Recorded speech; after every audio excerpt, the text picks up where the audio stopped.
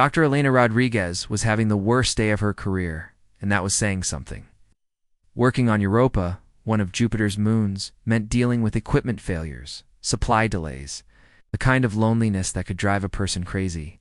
But nothing had prepared her for what happened that Tuesday morning. The alarm started blaring at exactly 6:47 a.m. Elena rolled out of her narrow bunk, grabbed her coffee, and stumbled to the control room. The screens showed something that made her spill her drink all over her lab coat. A spacecraft had crashed just 3 miles from their research station. "This can't be real," she whispered, staring at the readings. The ship wasn't human. It wasn't even close to human technology. The metal looked like it was made from some kind of living material, and the energy signatures were completely off the charts. Elena had spent her whole life studying the possibility of alien life. She had 3 degrees in biology, spoke 4 languages, could identify microorganisms that most people couldn't even pronounce. But standing there in her pajamas, looking at proof that we weren't alone in the universe, she felt like a complete amateur. The crash site was a mess. The ship had dug a crater the size of a swimming pool, and strange blue liquid was leaking from the hull. Elena approached carefully, wearing her heaviest protective suit. Her hands were shaking so badly she could barely hold her scanner. When she saw her, the alien woman was about the same height as Elena, maybe a little taller. Her skin had this amazing quality where it seemed to glow with soft patterns of light that kept changing colors.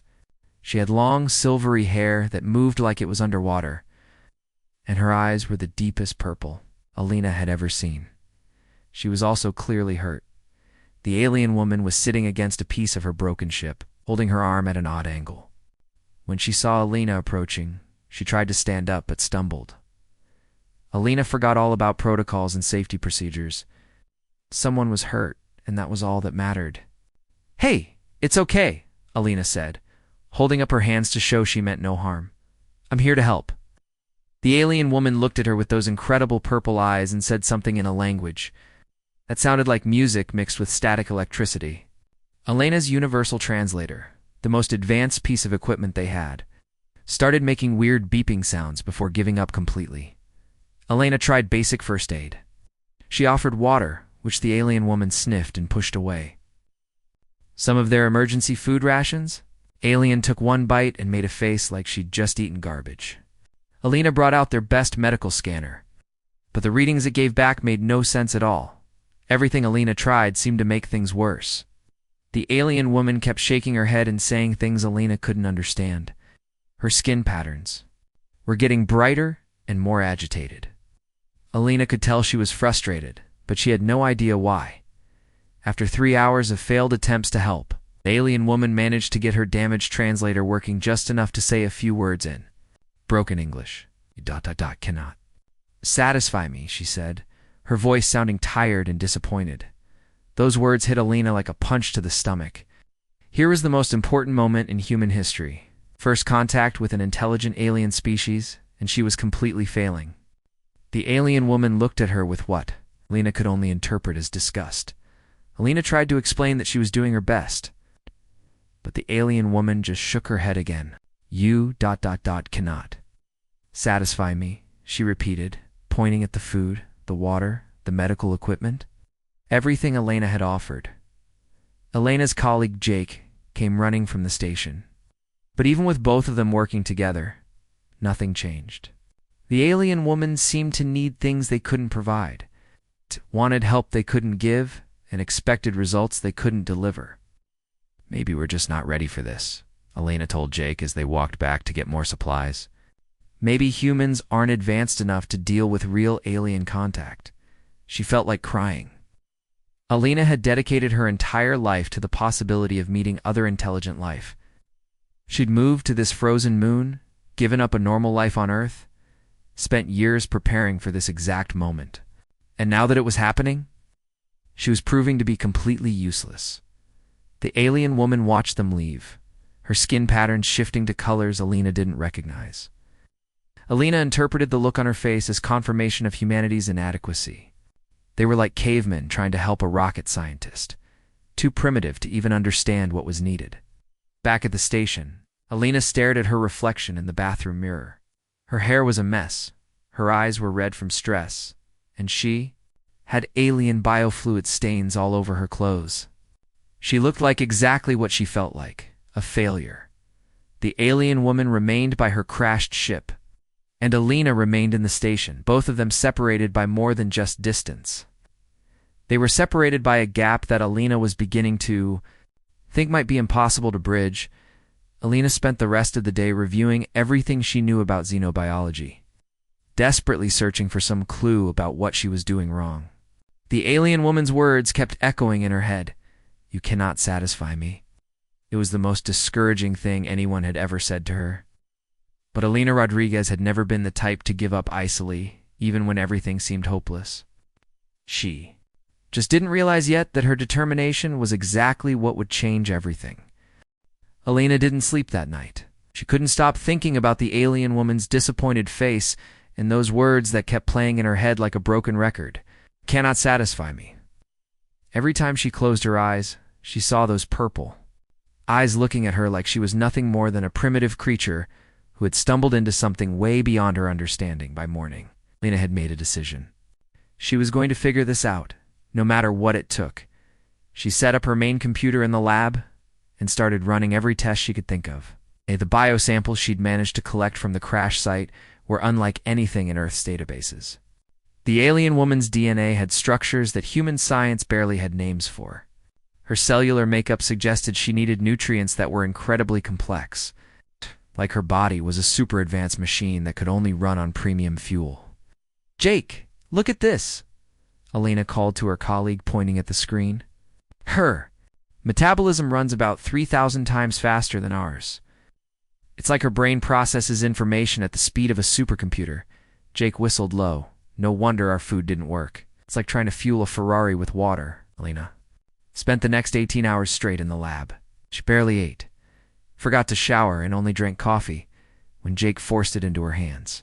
She ran chemical analyses, built molecular models, tried to understand exactly what the alien woman needed to survive. The more Alina learned, the more impossible the task seemed. The alien woman required precise combinations of minerals that didn't exist naturally on Europa. Her brain needed stimulation patterns that would probably overwhelm a human mind in seconds. Even her breathing required a gas mixture that their life support systems couldn't produce. But Alina didn't give up. She started working on solutions, even though they were crude and probably wouldn't work.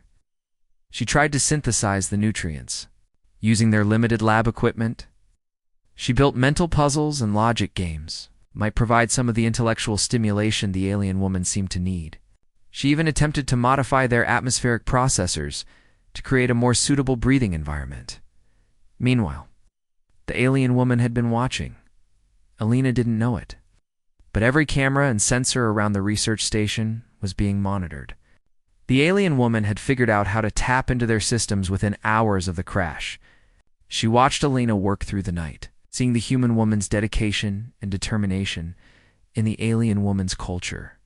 This kind of focused effort was the highest form of respect someone could show. When someone worked themselves to exhaustion for another person's benefit, it was considered the most sincere expression of care and friendship. But the alien woman also noticed that Alina was pushing herself too hard, and that worried her. After 3 days of nonstop work, Alina finally had something to show for her efforts. She'd managed to create a nutrient paste that contained about 30% of the molecular structures the alien woman's body needed. It wasn't perfect, but it was better than anything they'd tried before. Alina practically ran to the crash site, carrying her creation in a sealed container. She found the alien woman sitting in the same spot, though she looked weaker than before. The glowing patterns on her skin were dimmer, and Alina realized she was probably starving. "For you," Alina said, holding out the container. "It's not perfect, but it should help." The alien woman took the container and examined it carefully. She tasted a small amount, and Alina held her breath, hoping for some sign of approval or relief. Instead, the alien woman looked up at Alina with what seemed like even more disappointment than before. Her skin patterns shifted to colors Elena had learned meant frustration or sadness. Still, "You cannot satisfy me," the alien woman said, her broken English sounding tired and defeated. Elena felt like someone had just crushed her heart. She'd worked harder than she'd ever worked in her life. She'd pushed herself to the limits of human knowledge and capability. And it still wasn't enough. "I'm trying my best," Elena said, and she was horrified to hear her voice crack. "I'm doing everything I can." The alien woman's expression changed slightly, her skin patterns shifting to new colors Elena didn't recognize. She said something in her own language that sounded almost gentle, but Elena's broken translator couldn't make sense of it. Elena walked back to the station, feeling completely defeated. Jake took one look at her face and made her sit down. "Need to rest," he said. "You've been awake for almost 72 hours. It's not enough," Elena mumbled. "Nothing I do is enough." She needs things we can't even understand, let alone provide. Elena collapsed on her bunk, fully clothed, and fell into an exhausted sleep. She dreamed of purple eyes and disappointed faces, of alien technology that made human science look like children's toys, and of being found wanting by the first intelligent species humanity had ever encountered. She didn't know that while she slept, the alien woman had stopped eating entirely, not because Elena's nutrient paste was inadequate, but because she was worried about the human woman who was destroying her health trying to help someone she'd just met. The alien woman spent that night trying to repair her translator, using pieces of equipment Elena had accidentally left behind during her visits. She was beginning to understand that something had gone very wrong in their communication. She needed to fix it before the dedicated human woman worked herself to death trying to satisfy possible expectations.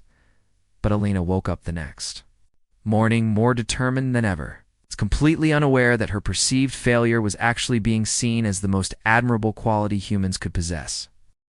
Elena woke up in the medical bay with the worst headache of her life.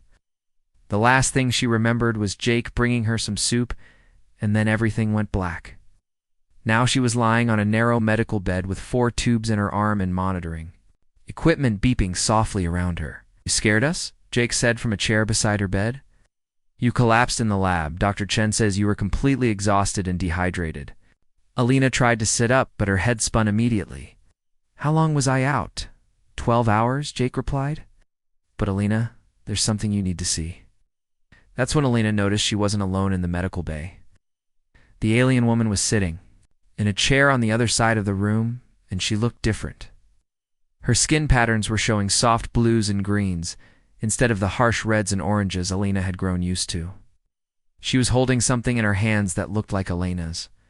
Broken scanner mixed with parts from her own ship. "She hasn't left since Jake brought you in," Dr. Chen said, entering the room with a tablet full of Elena's test results.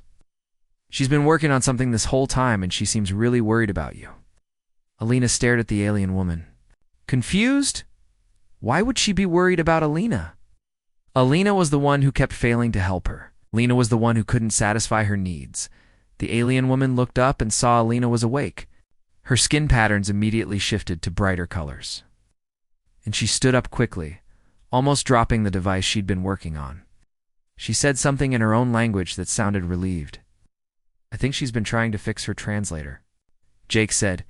"She's been using parts from all over the station." The alien woman approached Elena's bed carefully, holding up the modified device.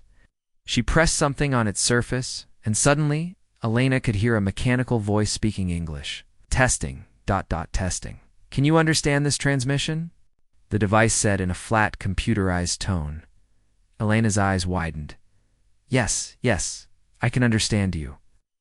The alien woman's entire face lit up, her skin patterns swirling with what Elena was beginning to realize might actually be happiness, not frustration.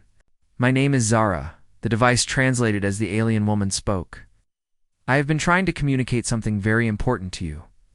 Elena sat up straighter, ignoring her dizziness. This was it. Finally, she was going to understand what she'd been doing wrong.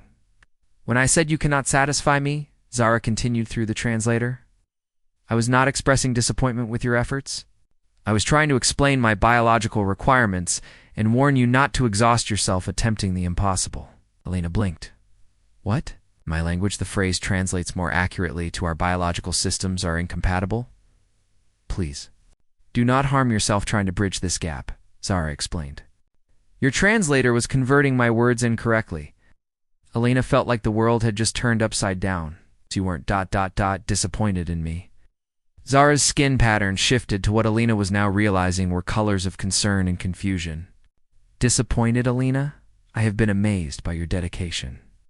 In my culture, when someone works themselves to the point of collapse for another person's benefit, it is the highest form of honor and respect.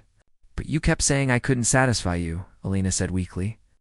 I was trying to tell you that my species has requirements that no other species can meet directly, Zara explained. We need nutrients and mental stimulation that are specific to our evolution. But I was also trying to tell you that this was not your fault or your failure. Alina stared at her for a long moment. So when you said, I can't satisfy you, ... I was giving you information, not criticism, Zara said through the translator. I was trying to say that our biological differences mean you should not expect to meet my needs perfectly, and that you were harming yourself by trying. Jake started laughing, and Alina shot him a look. Sorry, he said, but Alina, you've been torturing yourself over a translation error. Alina felt relief and embarrassment washing over her in equal measure. So you don't think humans are primitive or useless? Zara's skin patterns shifted to what Alina now recognized as surprise. Primitive? Alina, I came here specifically because my people had identified humans as having remarkable problem-solving abilities. You've been demonstrating exactly the qualities we were hoping to find. Wait, what? Alina said. You came here on purpose? My ship did not crash accidentally, Zara admitted. I am a scout for my people. We have been observing human development, and were impressed by your species' ability to adapt and persist in the face of seemingly impossible challenges. Alina's mind was reeling. So this whole time, when I thought I was failing, you were proving that humans are exactly what we hoped you would be, Zara finished. Your determination, your willingness to work past your limits for someone you had just met, your creative approaches to problems that have no obvious solutions, these are the qualities that made us want to make contact. Dr. Chen was taking notes furiously. This is incredible, he muttered.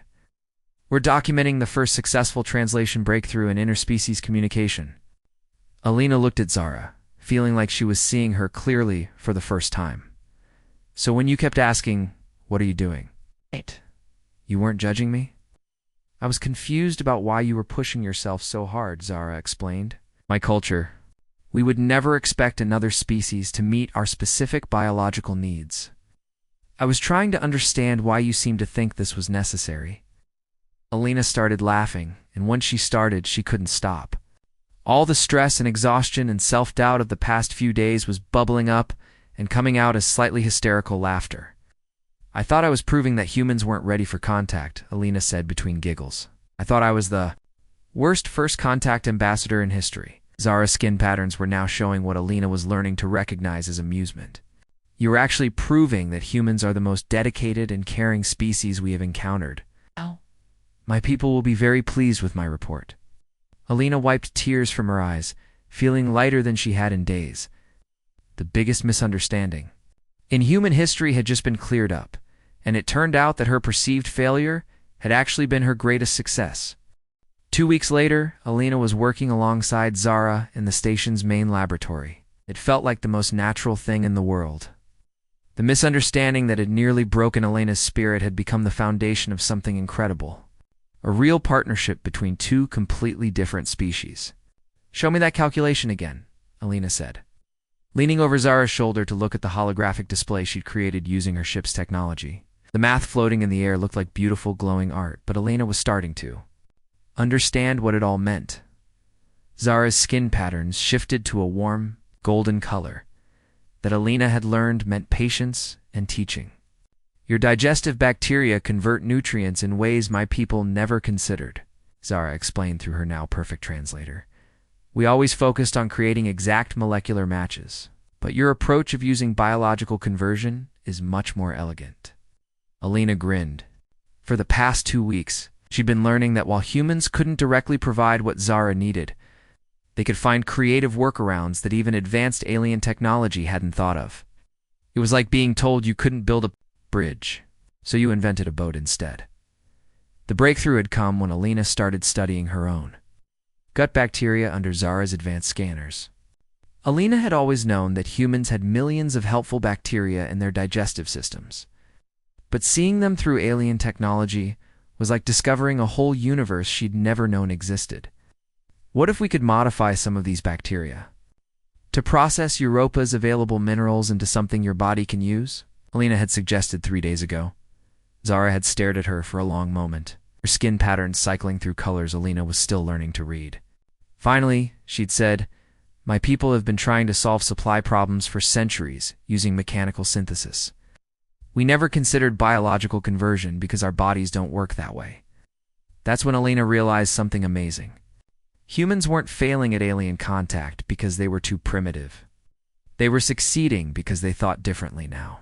Alina watched as tiny modified bacteria, a hybrid of human and Europa microorganisms, slowly converted mineral samples into compounds that Zara's scanner showed as nutritionally perfect for her species. It wasn't fast, and it wasn't pretty, but it worked.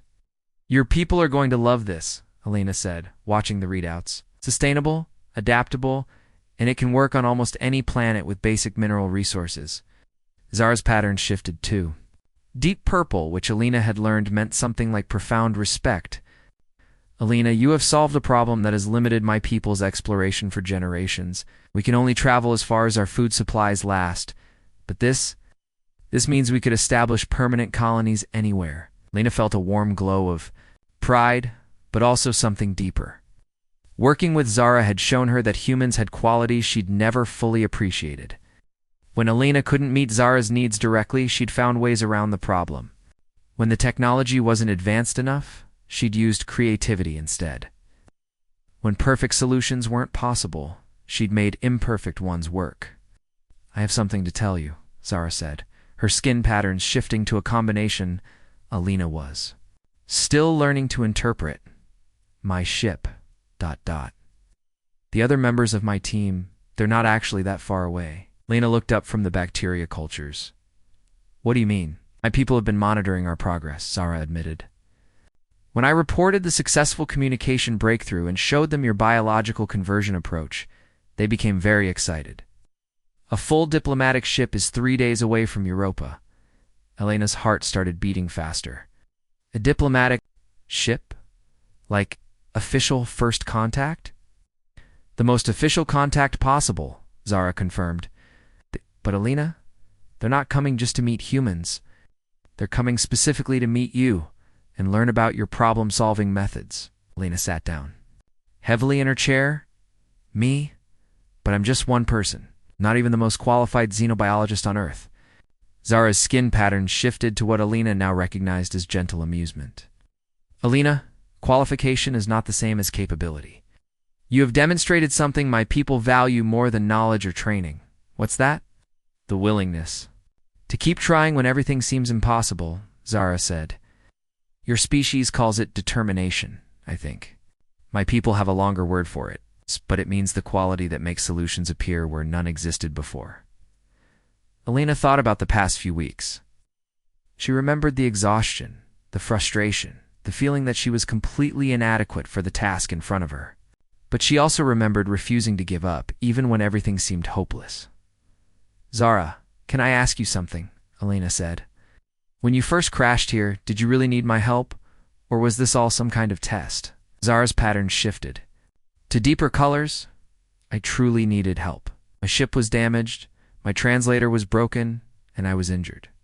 "But Alina, the test wasn't something I planned. The test was how you responded to an impossible situation."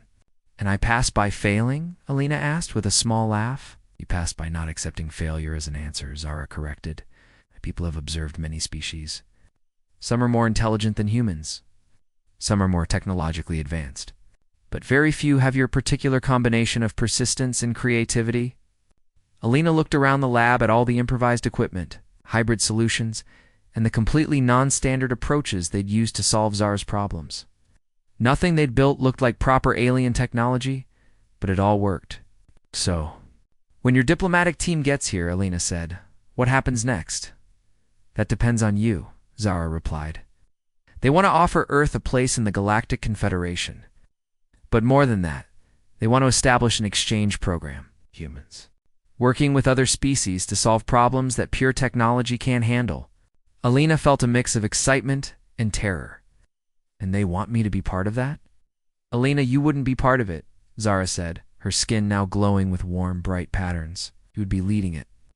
The first human-alien collaborative research initiative. Alina stared at the bacteria cultures that had started this whole breakthrough. 2 weeks ago, she'd thought she was the worst person for alien contact. Now she was being offered the chance to revolutionize how species work together across the galaxy. I need to call Earth, Alina said finally. I think humanity is about to get very busy. Zara's laughter sounded like wind chimes in a gentle breeze. I think my people are going to be very surprised by just how busy they're about to get to. 6 months had passed since that terrifying morning when Alina first saw an alien spacecraft crash near her research station. Now, standing in the newly expanded facility on Europa, she could barely recognize her old life. The quiet research outpost had become the busiest place in the solar system. And Alina Rodriguez had somehow become the most important human in the galaxy.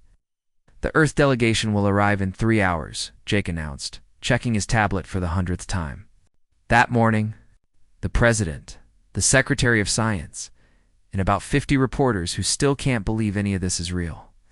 Alina nodded absently, watching through the observation window as Zara worked with a team of human and alien scientists. Kept her promise to stay on Europa as an ambassador, and their friendship had become the foundation for everything that followed. What had started as a desperate attempt to help an injured alien had turned into the most successful interspecies cooperation program in galactic history. Are you nervous? Dr. Chen asked, joining Alina at the window. Over the past months, their small research team had grown into an international collaboration involving the best minds from Earth and 3 different alien species. Terrified, Alina admitted with a laugh. 6 months ago, I was just a xenobiologist who couldn't even figure out how to feed an alien properly. Now they want me to speak at the Galactic Council next month. But Alina wasn't the same person who had collapsed from exhaustion trying to meet impossible standards. Working with Zara had taught her that success didn't mean being perfect. It meant being willing to try new approaches when the old ones didn't work. The proof was all around them. The research station now housed 15 different experimental projects, all based on the same principle Alina had stumbled onto with the bacteria cultures.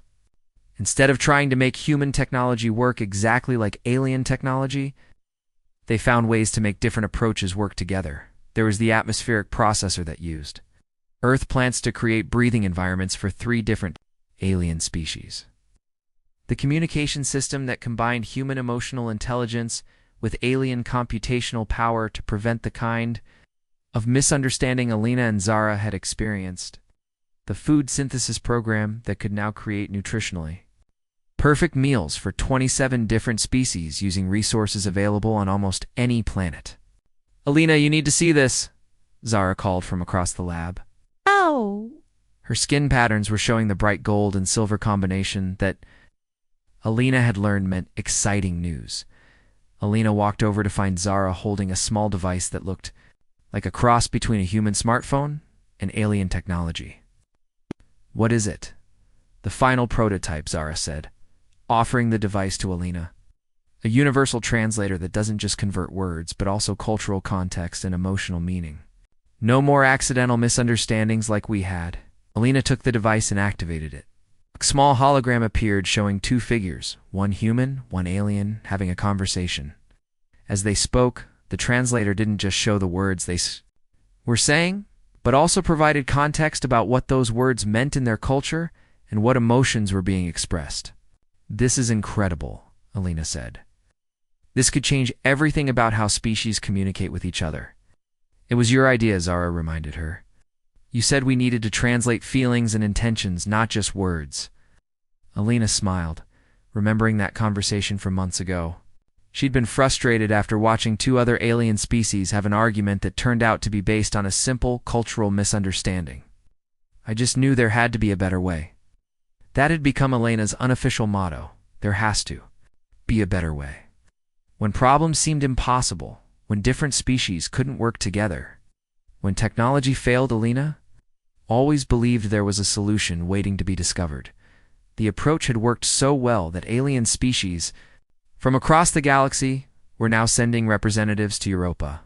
Not because humans had the most advanced technology, but because humans had something even more valuable: the ability to think outside the box when the box wasn't working. The Confederation Council voted yesterday, Zara announced, her skin patterns shifting to deep purple with gold edges. Earth has been accepted as a full member. The Human-Alien Collaborative Research Initiative has been approved for expansion to 50 planets. Alina felt the familiar mix of excitement and panic that had become her normal state. 50 planets? How are we going to manage 50 planets? The same way we managed one space station, Jake said with a grin. By figuring it out as we go, Lena's communicator beeped with an incoming message from Earth. She opened it to find a video message from her old professor, Dr. Williams, who had taught her xenobiology back when it was still mostly theoretical. Alina, the recording said, I just wanted you to know that every university on Earth now has a department of applied xenobiology, and they're all using your methods. You've created an entirely new field of science. More importantly, you've proven that sometimes the best way to solve an impossible problem is to care more about the solution than about being right. Alina felt tears welling up in her eyes. She thought back to that moment 6 months ago, when she'd felt like such a complete failure. When Zara's words, "You cannot satisfy me," had seemed like proof that humans weren't ready for contact with other species. You know what's funny? Alina said to Zara as they prepared for the arrival of the Earth's delegation. I spent so much time worrying that I couldn't satisfy your needs, and it turned out that trying to satisfy impossible needs was exactly what you were looking for. Zara's skin patterns shifted to the warm, swirling colors that Alina now knew. Meant deep affection and amusement. Alina, you still can't satisfy all my biological needs. Your bacteria. Cultures help, but they're not perfect. And that's okay? Alina asked, though she already knew the answer. That's exactly why this works, Zara replied. Perfect solutions are boring, and perfect solutions that keep getting better. That's what makes collaboration worthwhile. Alina looked around at the bustling research station, at the humans and aliens working side by side, at the impossible problems being solved every day through creativity and determination rather than pure technology. You know what, Zara? Alina said with a smile. I think I'm finally okay with not being able to satisfy everyone perfectly. Good, Zara replied, her skin patterns showing that familiar combination of colors Alina had come to recognize as Zara's version of a grin. Because the galaxy has about 1 million more impossible problems that need the Elena Rodriguez treatment. Alina laughed, feeling ready for whatever impossible challenge came next. After all, she'd learned the most important lesson in the universe. Sometimes the best way to succeed is to fail so creatively that you accidentally invent a better way to try.